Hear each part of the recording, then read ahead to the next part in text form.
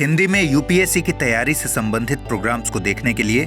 Subscribe करें study IQIAS Hindi.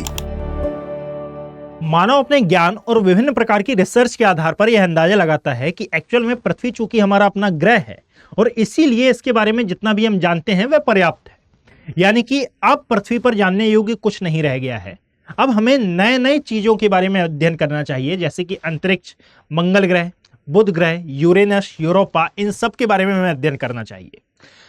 जब ही हमारे सामने कोई ऐसी नई रिसर्च आ पड़ती है या फिर कोई ऐसा आर्टिकल आ जाता है जो कि हमें वाकई में यह सोचने पर मजबूर कर देता है कि क्या जितना पृथ्वी को हम जानते हैं वह काफ़ी है, वह सफिशिएंट है, या फिर अभी भी पृथ्वी पर कुछ जानने योग्य, या फिर यूं कहा जाए कि बहुत कुछ जानने योग्य शेष रह गया है। ये बात मैं इसलिए कह रहा हूं क्योंकि मेरे पीछे जो आप इमेज देख रहे हैं ये वर्ल्ड की सबसे बड़ी कोरल की फोटो है जिसको हाल ही में खोजा गया है।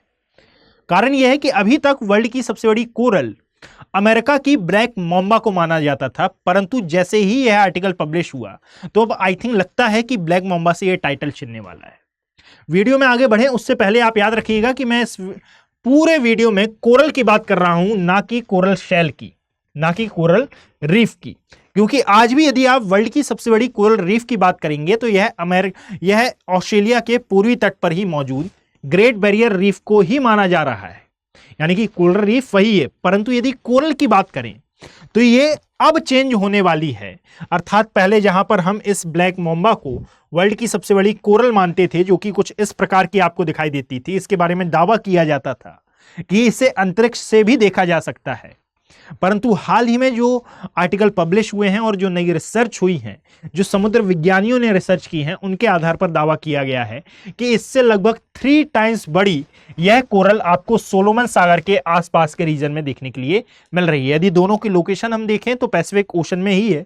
और यदि हम इसकी लोकेशन पर बात करते हैं, अर्थात इस सोलोमन आइलैंड पर मिलने वाली कोरल की, तो याद रखें यह है ओशनिया कॉन्टिनेंट वाला क्षेत्र। यहां आपको दिखाई देगा पापुआ न्यू गिनी वाला सेक्शन, यह है सोलोमन आइलैंड, और इनके आसपास मौजूद सागर को नाम दिया जाता है सोलोमन सागर, और यहीं पर इस कोरल को खोजा गया है। ऑस्ट्रेलिया को देखने पर मालूम चलेगा कि इसको बीच में से 2 बराबर पार्ट्स में डिवाइड करती है ट्रॉपिक ऑफ कैप्रिकॉर्न, जिसको हम मकर रेखा का नाम देते हैं।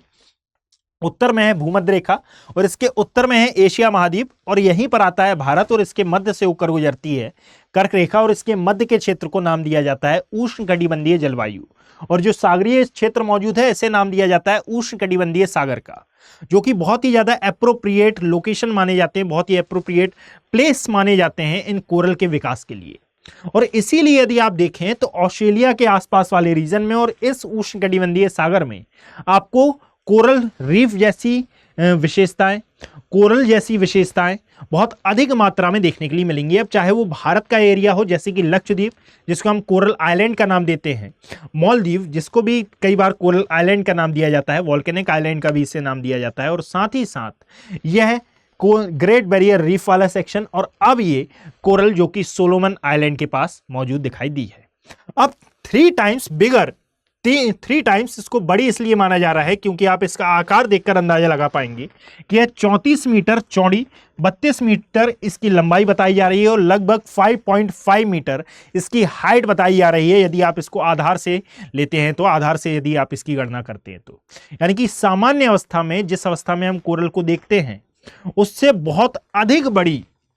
यह मौजूदा कोरल दिखाई दे रही है। अब यह कैसे पॉसिबल है कि भाई एक 2 सेंटीमीटर से लेकर 2 मिलीमीटर से लेकर 10 सेंटीमीटर तक के ये जीव इतने बड़े कोरल को जन्म दे दें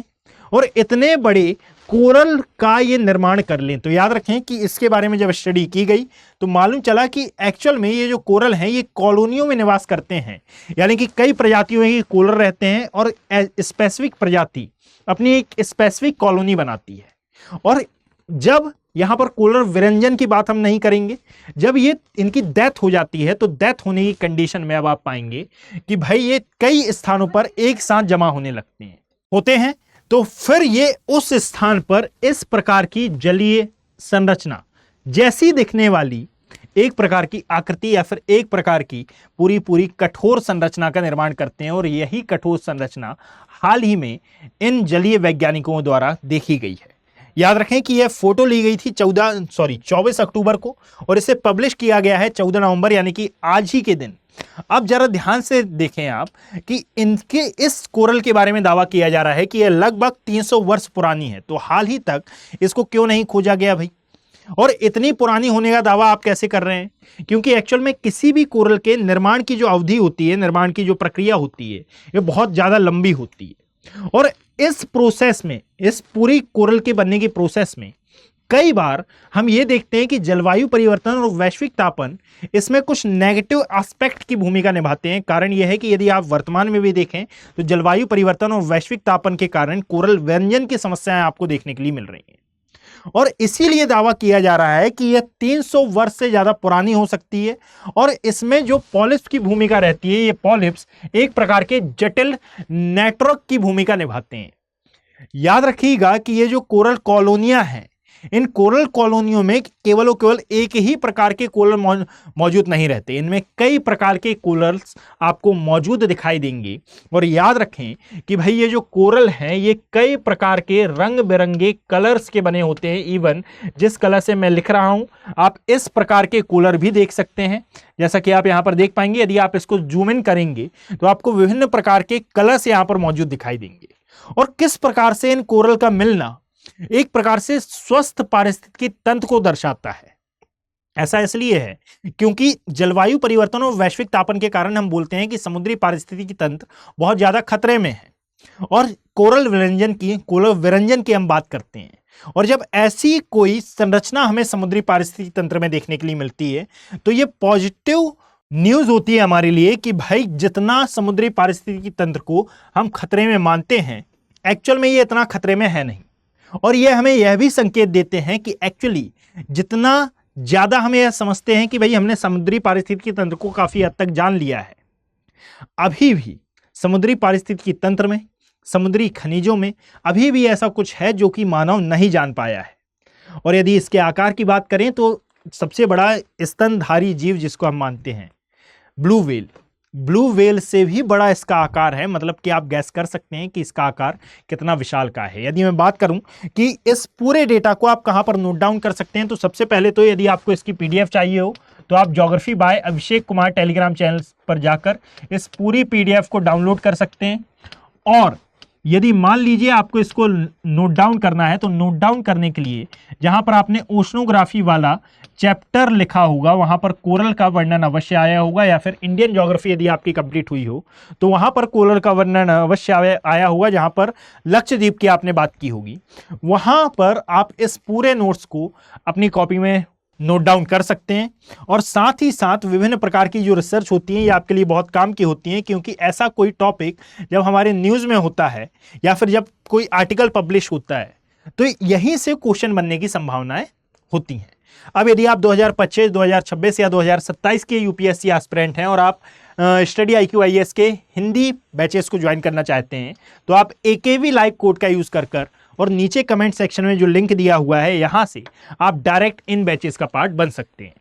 यदि आप AKV लाइव कोड का यूज करते हैं तो इसके द्वारा आपको मेरी मेंटरशिप तो मिलेगी ही मिलेगी, साथ में फ्री NCERT क्लासेस भी आपको अवेलेबल कराई जाएंगी। यदि आप इनका पार्ट बनना चाहते हैं तो 15 नवंबर से क्लासेस स्टार्ट हो रही हैं और अभी ग्रेट लर्निंग फेस्टिवल के तहत AKV लाइव कोड का यूज किए जाने पर ये तमाम बैचेस में आपको बहुत अधिक डिस्काउंट भी प्राप्त होगा। इसके बाद ये बैचेस थोड़े से एक्सपेंसिव हो जाएंगे, तो एक्स्ट्रा पैसे देने से अच्छा है आप इस ग्रेट लर्निंग फेस्टिवल का फायदा उठाएं और 15 नवंबर से पहले इन बैचेस का पार्ट बने। धन्यवाद। हिंदी में यूपीएससी की तैयारी से संबंधित प्रोग्राम्स को देखने के लिए सब्सक्राइब करें स्टडी IQ IAS हिंदी।